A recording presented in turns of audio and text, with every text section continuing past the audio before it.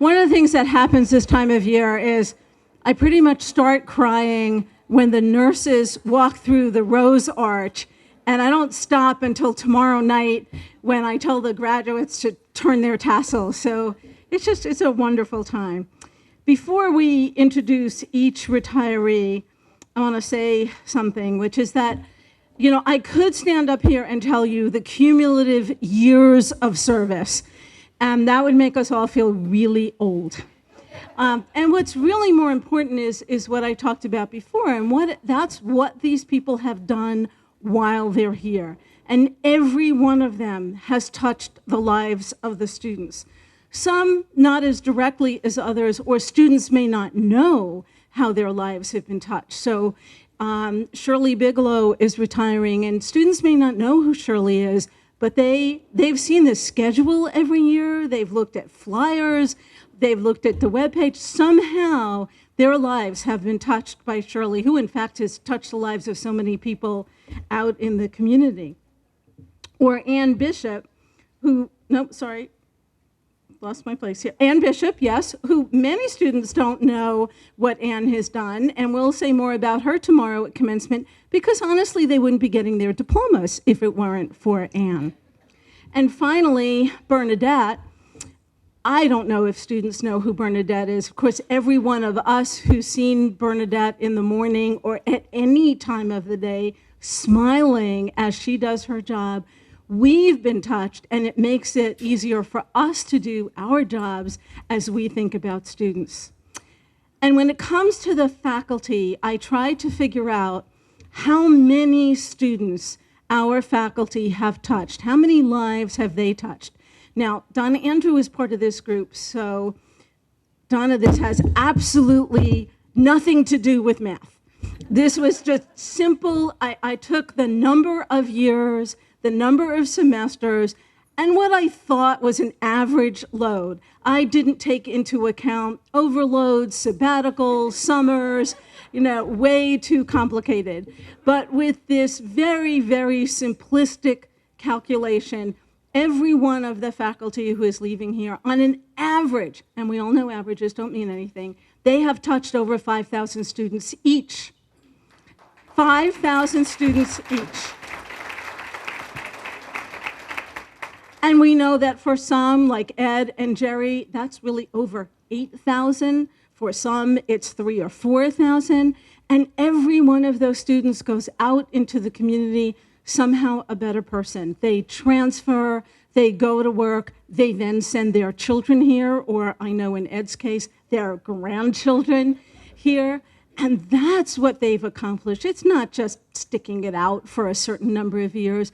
It's what they have done to change people's lives. And I have to say, not just students' lives, but every one of ours. We have all been enriched by the presence of the people who are now retiring. And I certainly want to start by saying how grateful I am to each and every one of you. So we will start with, you told me it was written here, but you didn't tell me if I could read it. Warren Barron, who will speak on behalf of Bernadette Green. It was about a week ago, I had informed the custodial staff that I was going to make a retirement speech. And at that point, they got extremely excited about the whole thing, until I informed them it was not about me that was retiring. It was going to be about Bernadette. Bernadette, as you all know, will be leaving us as of the 1st of July. She is a remarkable individual.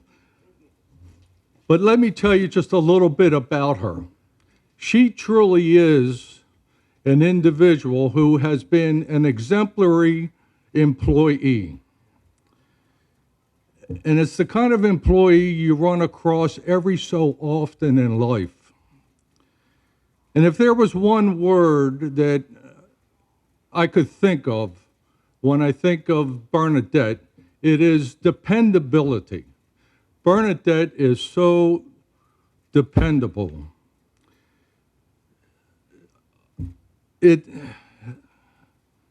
Bernadette she is such a team player that she is insist on making sure that everything is accomplished day after day after day.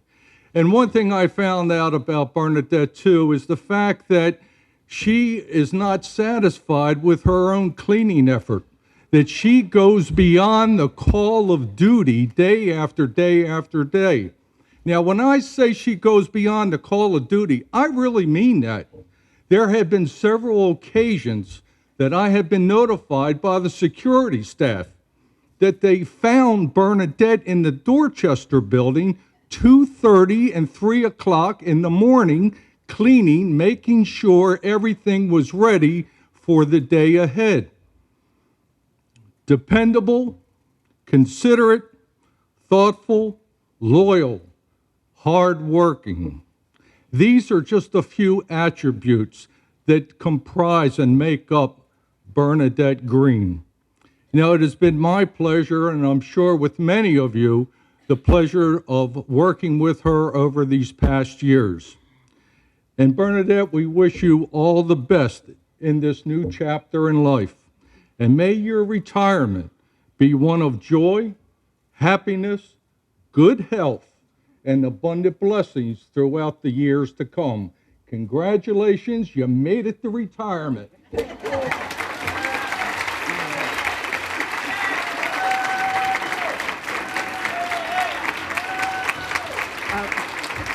Now, can you hear me?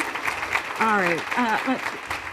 This is just a great honor for me, if I can get through this, to get up and talk about two very, very important people here at Chesapeake, people here on the nursing faculty. Mrs. Hubbert, I think you're first.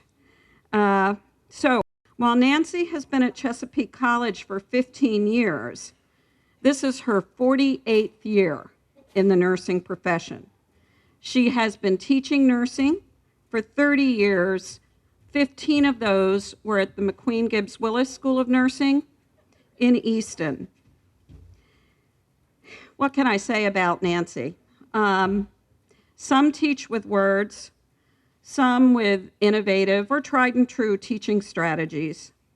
Nancy does more than teach, and her students do more than learn. Nancy inspires. She literally transforms her students through sharing her positive, affirming, kind, can-do spirit in any learning setting. When our students graduate, they frequently cite Mrs. Hubbert as the best part of the nursing program. And believe me, I read all their exit surveys. That's a frequent one. I will tell you that early in her teaching career, Nancy made it a personal goal to enhance the sense of self-worth of every student she came in contact with. She has never faltered in her pursuit of this goal, even in the most challenging circumstances. In essence, Ms. Hubbert role models nursing practice and education by her authentic being, something most of us can only hope to achieve. Nursing faculty will always be grateful for her leadership role in developing and implementing a framework from which to systematically evaluate the total program. Since 2004, she has chaired a subcommittee that reviews program criteria on a monthly basis. I like to keep some of my favorite quotes from students when they put them on feedback forms. Here's one of my favorites about Nancy. Miss Hubbert is the finest nursing instructor and one of the finest people I have ever known. Her knowledge base seems endless. Her kindness is legendary. Her good cheer is infectious. Please clone her. I really wish we could clone Nancy Hubbert, or at least try to be a bit more like her in the workplace. Nancy, I will try, but you have set the bar impossibly high. You will be missed. Thank you.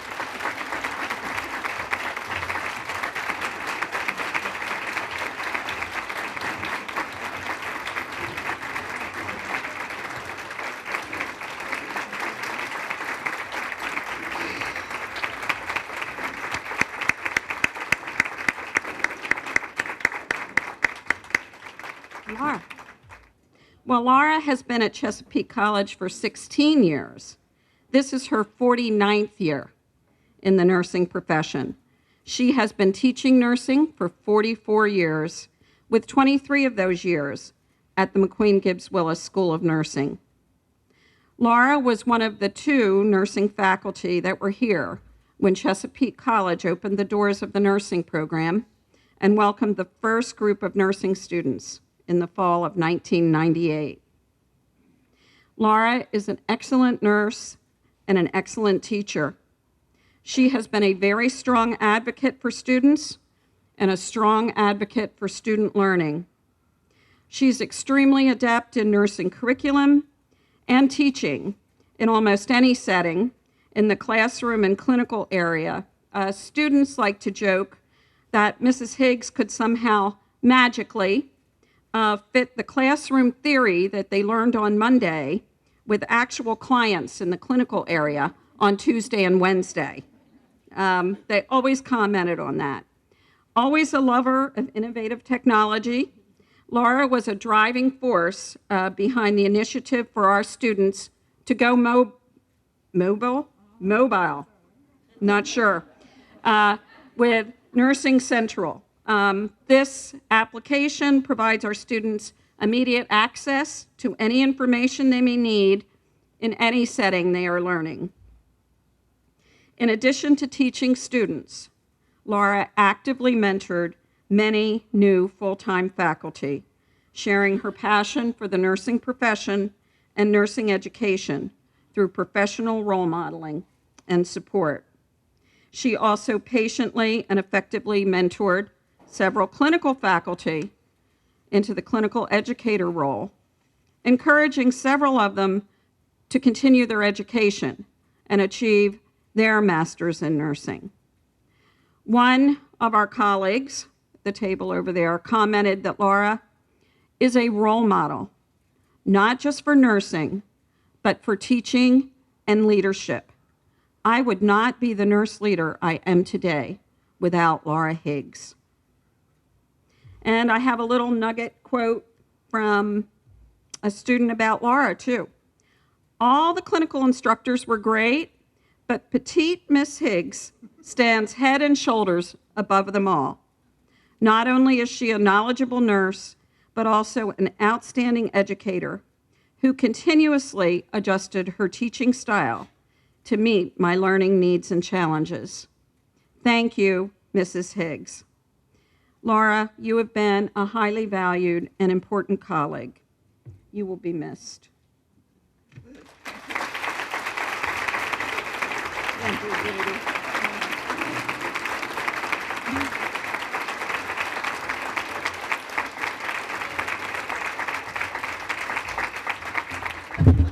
My goodness gracious. Good to see y'all. Welcome.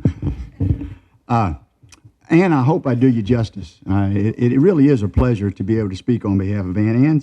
Ann has been with us 17 years, and I've known her probably about 15. I don't think Ann ever quite knows how to take me, but she has really allowed me to become part of records and registration. I appreciate that. She's the record specialist in registration. She started at Chesapeake on a contract basis, and then a year later became a full-time employee in 1997. After she finished high school, she went to Wesley College and got her AA. From there down to Winston-Salem, North Carolina, and got a certificate in medical records administration. She worked in hospitals for a number of years, 3 different hospitals, until she came home back to the Eastern Shore, and she worked in Easton Memorial for 18 years. I'm sure the majority of us really know Ann, even if we don't see her much. Her position has brought interaction between most offices. To many, Ann is known for her outstanding work, I think, on 2 professional development history committees, the Chesapeake by the decades, and also more recently, your county, your college. But to students, Ann it really goes overboard. I think she does just an excellent job of calling students back of trying to meet students' needs. She works with transcripts, both coming in. She's the one that sends the letters to students for how we evaluate transcripts. And then also those who are transferring out. She is an integral part of commencement. She's where students get their applications for graduation. And as we know, we're getting ready to go through that tomorrow. And my hair's starting to turn loose. Hers is going to turn gray. But you have a hair treatment. No, I'm sorry.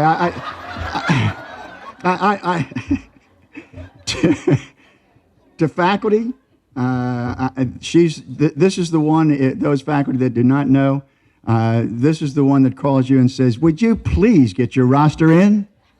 Where are your grades, midterms and finals? She does a great job of keeping up with the rosters and the midterms and the finals to advising and student services. She's worked with getting the names for the early warning tracking and also for financial aid for retention purposes and the purposes that they need through that infamous faculty, that infamous FTE roster report that you all love so much. To registration, well, I have kind of dubbed her a guru because I've never seen anything Ann can't find from any period of time. If you go and ask her, give her a little bit of time, and she's going to put her hand on it. I just think that's great. We know we're not going to be able to replace Ann, but her work is so detail-oriented that she has a right, I think, to take great pride in her job that she's done here at Chesapeake so faithfully over the years. She's fond of saying about herself that she's picky. I don't see it as picky. I honestly don't, and I've told her that. I think what she is detail-oriented. And I think there's a big difference, a weakness in me that she is working on. I'm a work in process. I'm not as detail-oriented as she is. She found a mistake just yesterday.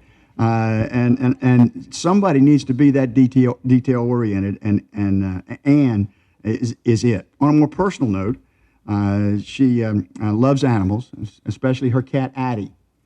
And Addie, she said she treats Addie better than a child. And I can believe that because I understand that Addie's on Prozac. Is that? I'm not sure. But I don't want to leave dogs out either. She loves dogs. And I told her I was going to do this. And look at her turn red. This is an almost true story.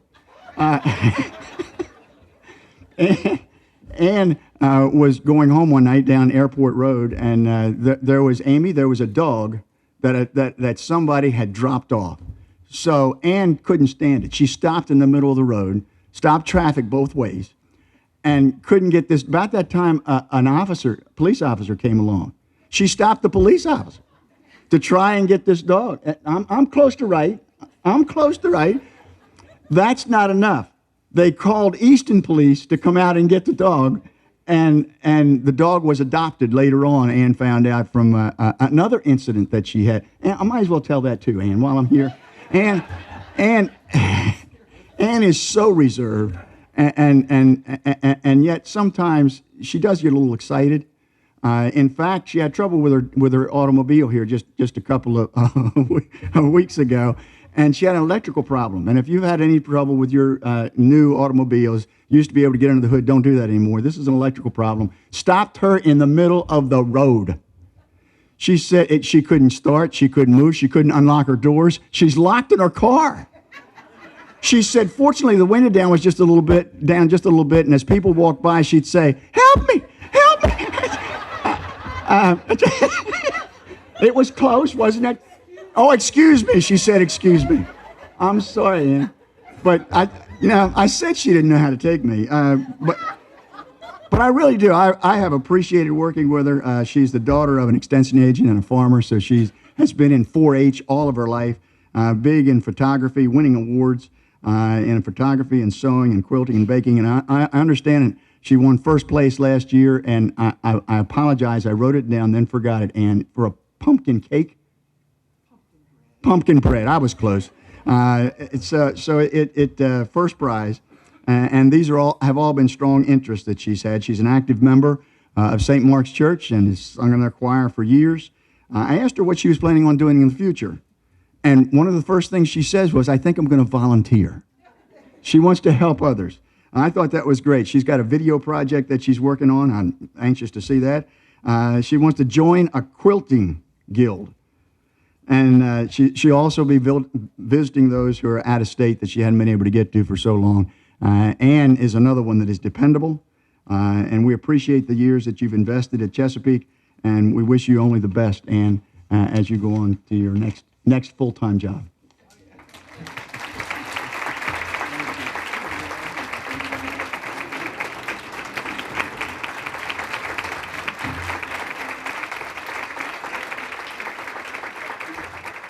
When I was leaving the house this morning, my dear Jean-Louis Marchand, who many of you remember retired 2 years ago, looked at me and said, well, you're colorful today.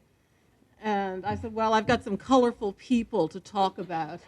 So, Donna, one of the things that I will always be grateful to you for is on a purely personal level. Donna taught my son pre-calculus during his senior year of high school when he was just returning from spending 6 months in Germany, had already been accepted in college, had decided he was going to play lacrosse for the first time in his life because he wanted to throw sticks at people. And we thought that pre-calculus would be a good addition to his schedule. I think he got a C, which did not transfer. And I said, well, Jake, what did you learn from pre-calculus? You know, what did you take away from this experience? And he said, I learned I can't do my homework in the 15 minutes before class. And I learned that it's not as easy to BS Ms. Andrews as it is most of my high school teachers. And I said, if you have truly learned those two things, Jake, it's worth the price of that textbook. Donna, thank you for teaching him that. Donna has been here at Chesapeake since August of 1993. She's actually the newbie on the lineup of the 3 people who are retiring from arts and sciences. And she has since then been an integral part of the math department. I think you've probably taught every math course we offer. Except stats, Courtney, you have to carry the weight. Developmental and credit level math courses. And she's been a big part of more than one redesign of math coursework here. The latest are past math courses, massive amounts of time and energy that the whole department has put in, and Donna's been right there through several grants and all the work that's gone with our redesign project. She has served as chair of the math department. She has served on, I think, every major committee the college has, including some institutional committees and a self-study or so. She's really been so reliable and consistently serving the college in all those ways that it stuns me to look at the list. And while she's been doing that, she maintains her own professional development. She's taken additional classes at SU. She's presented and attended at math conferences, state and nationwide, as well as some pedagogical conferences like AFACT, where she was a regular participant for many years. And she's very forward-looking in a lot of ways. I'm looking at things that, like the Math Articulation Partnership for Teachers, where she designed bridge courses. Now that's something that all the schools are going to be working on and we'll be looking at again, but that's something Donna was thinking about many years ago. So very forward-looking and taking part in those kinds of activities. And she gets these just glowing evaluations from her students. They're like these little love notes about her patience and kindness. And you know how when not everybody, you guys, loves math, right? And a lot of math-phobic people among our students and our population in general. And Donna gets these little love notes for her kindness in helping those people. And it's the same kindness and grace and style that we know from her as a colleague. Donna, it's going to be really sad for me to walk by your office next year. But I'm so happy that you're going to be enjoying new projects and enjoying your music and getting a break from teaching math. I know you'll keep busy, and we will miss you.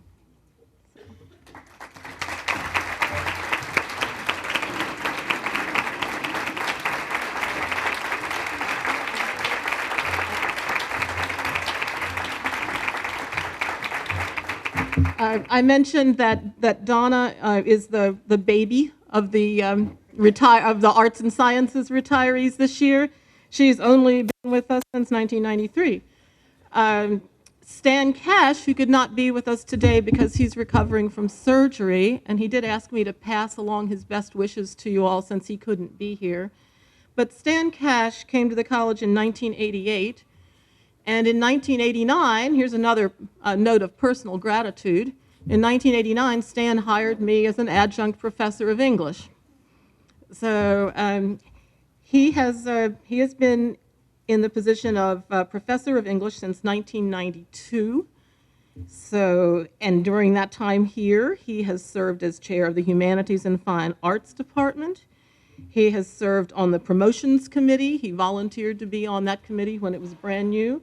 So I'm kind of back and forth between like history and forward looking again, because I think about things that Stan worked on when I was a newbie here, and we're starting to see some of those things happen now, which is, like it takes time for some of these things to evolve. One of the first projects I worked on with Stan was an effort at international studies. And we had a grand design. Well, some students finally went to China in March this year, and we have a more active international initiative, but that doesn't happen overnight. It takes time and progress. Stan participated in the Future Classroom project in 2004, and I think, Doug, we've got something pretty close to that Future Classroom over in the Humanities building now. It takes time, but you have to have people who are thinking about these things to get it started, and I think that's one of the things that's striking to me about Stan. He also participated in the Fulbright Hays Grant program and spent time in Poland. Brought a lot of information back to his humanities classes and gave students a different perspective there. And at one point he was editor and publisher of The Successful Professor. So Stan has stayed pretty busy with a variety of projects over the years. And I think he is planning to move back home to Texas, and will be, it'll be a different place without having Stan up there in the humanities building corner office. Okay, so.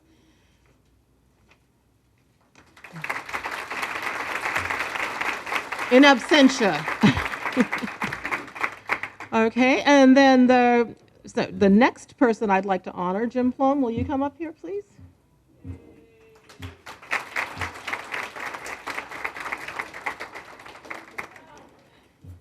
Okay, continuing on this bent of starting with a personal note, Jim. One of the smartest things I think I ever did was buy that painting from you right before you started teaching at Chesapeake College, because I know I would never be able to afford it now. That painting has been like a talisman for me. It's stayed with me through a lot of moves and a lot of different houses, and it's on my dining room wall now, and I think about the days that I bought it from you. Very special. Very special. So Jim came to Chesapeake College in January of 1990. He started on a temporary full-time contract, filling in, and has continued here ever since. In his years at Chesapeake, Jim has really contributed to the life of the college in many ways, and many of them centering around his expertise as an artist, a painter, and his connections with the art community. He's been the only full-time art professor here for a long time, a department of one. So even though he was not the department chair, he had to handle a lot of the things that come to the department chair anyway, working with adjuncts and making sure everything happens smoothly for the art students. He's been on the Arts Advisory Council and organizing the annual art show, advising on the awarding of scholarships to art students, and he does maintain very active ties to the local art community. I always enjoy when I hear that Jim's having a show at the Academy of the Arts or one of the other galleries in Easton or DC where he exhibits, and it's good to know that there's an active artist on our faculty. He's served as judge for community arts competitions, including a lot of competitions for young artists that encourage young painters to continue with their talent. He's organized bus trips every semester until just the communications folks have been working in the last two, but Every semester, the bus trip to the National Gallery was a highlight of many students' lives. And I'm sure you heard on those buses, like I often did with theater, "This is the 4th time I've been across the Bay Bridge." But, or "This is the first time I've been in the Smithsonian." So, taking our students out to see those great works of art that they would not venture forth to find on their own. He served on a variety of Chesapeake College faculty committees, most recently Honors Council and you were on Honors Council last year. Yeah, you were. He's done so much he can't remember. And writing across the curriculum. He's coordinated art shows at the TPAC lobby. He's worked with state committees to investigate an integrated arts course to meet the needs of the AAT program. And he continues his own work as a painter, which I'm sure you'll be in your studio painting as we start classes in the fall. And you'll be missing the state of the college dress and all of the in-service activities. And one of the I think really cool things that Jim did several years ago that a lot of you probably aren't aware of is he participated in a program at the Amsterdam Maastricht Summer University in the Netherlands called the Painter's Palette in the 16th and 17th century. And if you look at some of James's paintings, you see the influence of some of those painters, and it's really a beautiful thing to see how you used your professional growth and brought it to your work there, and you brought that to our students too. An opportunity that I wouldn't have had without being attached to this institution. So Jim, thank you for your years of service. Thank you. You too will be missed.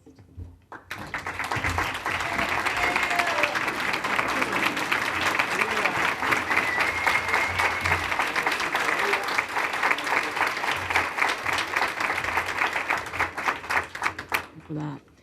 And Barbara, you're right. We should be celebrating the careers of all of these remarkable people, but I have a hard time celebrating the retirement of Shirley Bigelow. I don't think there's a person on campus or a corner of this campus that hasn't been affected by her in some way. Her talent, her perspective, her professionalism have made my years here much better, and I'm sure a lot of you can say the same thing. For 24 years, Shirley's worked hard to make Chesapeake College and everyone who attends classes here and those of us who work here shine. We look so good because of Shirley.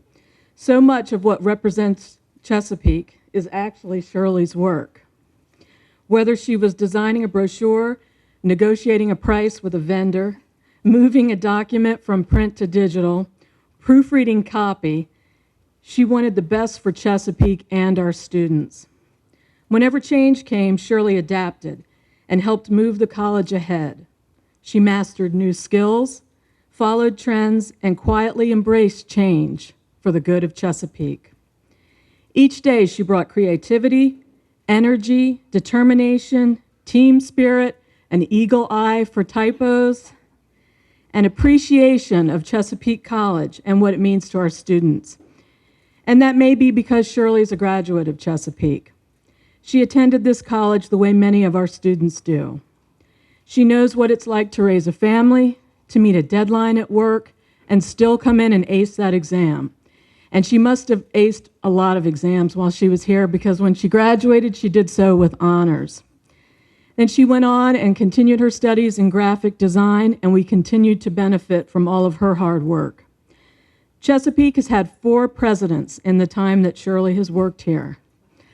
Public information has moved around a lot, but we've always just been a two-man shop.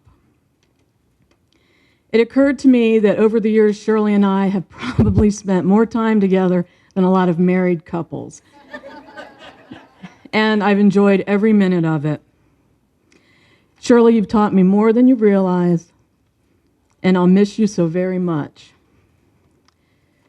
I hope you enjoy your retirement and your extra time with Gary, her husband Gary, who's here today, her 2 kids, Jen and her son Tom, and those adorable grandkids.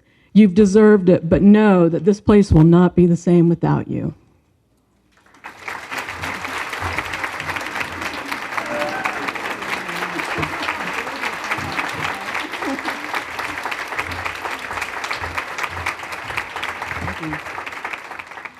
I have the great honor and privilege of introducing the two most senior, long-serving, spectacular faculty at Chesapeake College.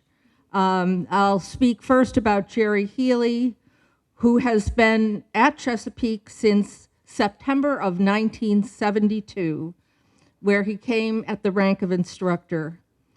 In 1976, after receiving his master's degree from George Washington University, he moved to the rank of assistant professor, then associate professor in 1983. Over the years at Chesapeake College, Mr. Healy has contributed to the life of the college in a variety of ways. He's the founding member and faculty advisor for the Business Management Club. He organized yearly international travel trips, a trip to the financial district in New York City, and his students had special access to the New York Stock Exchange. He served as a special arbitrator for the Security and Exchange Commission, and still do, I believe. He has run a thriving import-export business for many years. He's noted for his ability to advise and mentor his students, and I see Jerry with students showing them around campus, courting them, making them feel at home every single year. It's an amazing sight to see. He has regularly been seen providing career and educational advice to his students whenever they need him. He's here at evenings, mornings, afternoons, whenever they need his advice. He's known for being able to entice his business acquaintances to make sizable donations to the college in the form of equipment or books. One of the first phone systems at the college was donated by a business partner of Jerry's. He was named Faculty Member of the Year in 2010 for his work as a mentor and being an engaging faculty member with all of his students, and he has been named by his colleagues, chosen by his colleagues as faculty marshal, who will carry the official mace and lead them in the procession during commencement.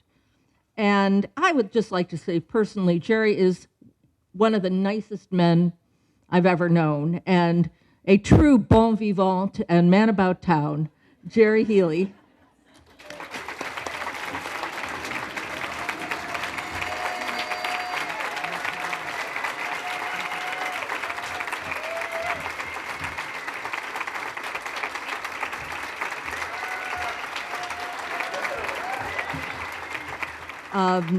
Ed Baker came to the college in February of 1971 at the rank of instructor, and I heard somebody at the table I'm sitting at, when he came here, he had hair and two little girls.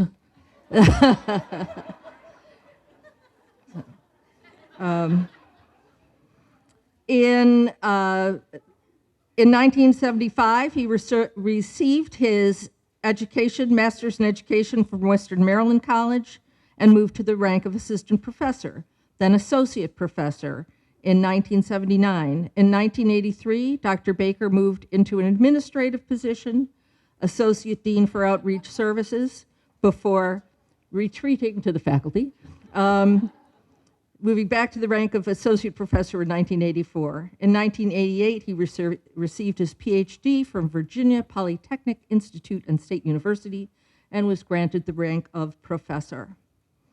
In years at Chesapeake College, Dr. Baker has contributed to the life of the college in a variety of ways. He's known for his dedication to students and their wellness, first and probably above all, his dedication to his students and their wellness. He's acted as an academic advisor, coached for a variety of sports, referee and umpire for men's and women's sports. He's worked with a number of our athletes to design and implement weight training programs. He's taught stress management for many years, and that has been a lifesaver, I think, for many of our students. He's been called upon to provide professional development in regard to stress management by both faculty and staff. He's provided presentations at conferences throughout the state. He was inducted in the Chesapeake College Athletic Hall of Fame in 2003. He was named Faculty of the Year in 2009. He received the Chesapeake College Teaching Excellence Award in 2012. He's been active in raising money for scholarships and our student athletes through his work at the golf tournament. He's been honored by his peers previously serving as faculty marshal. And just a few little details. We were talking, a number of people have said that people here are reliable. Well, Ed hasn't missed a class in 43 years. So he is truly a scholar and a gentleman who will be, we can't even tell you how much we'll miss you. But thank you for your years of service, and thank you for being a member now and forever of this family. Thanks, Ed.